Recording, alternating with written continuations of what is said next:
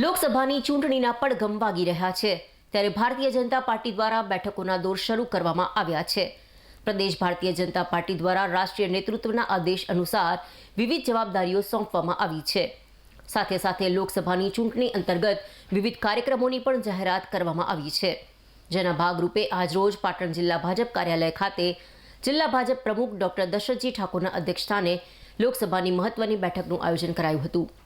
જિલ્લા ભાજપ પ્રમુખે જણાવ્યું હતું, પ્રદેશ અધ્યક્ષ CR પાટીલના આદેશ અનુસાર આગામી લોકસભાની ચૂંટણીમાં સમગ્ર ગુજરાતની 26 બેઠક પર ભારતીય જનતા પાર્ટીના ઉમેદવાર 5 લાખ કરતાં પણ વધારે મતથી વિજય મેળવે તે માટે તમામ હોદ્દેદારો અને કાર્યકરોએ કમર કસવાની છે।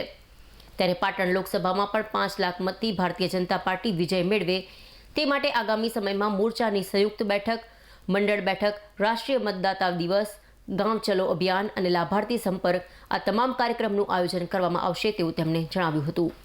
આ બેઠકમાં પાટણ જિલ્લા પ્રભારી જગદીશભાઈ પટેલ, પાટણ લોકસભા પ્રભારી અશોકભાઈ જોશી, પ્રદેશ ઉપાધ્યક્ષ ચંદાજી ઠાકોર, પ્રદેશ મંત્રી જયશ્રીબેન દેસાઈ, જિલ્લા મહામંત્રી ભાવેશભાઈ પટેલ, સુરજગીરી ગોસ્વામી, જિલ્લા પંચાયતના પ્રમુખ હેતલબેન ઠાકોર, રાધનપુરના ધારાસભ્ય લવિંગજી ઠાકોર સહિત અપેક્ષિત હોદ્દેદારો અને કાર્યકરો ઉપસ્થિત રહ્યા હતા।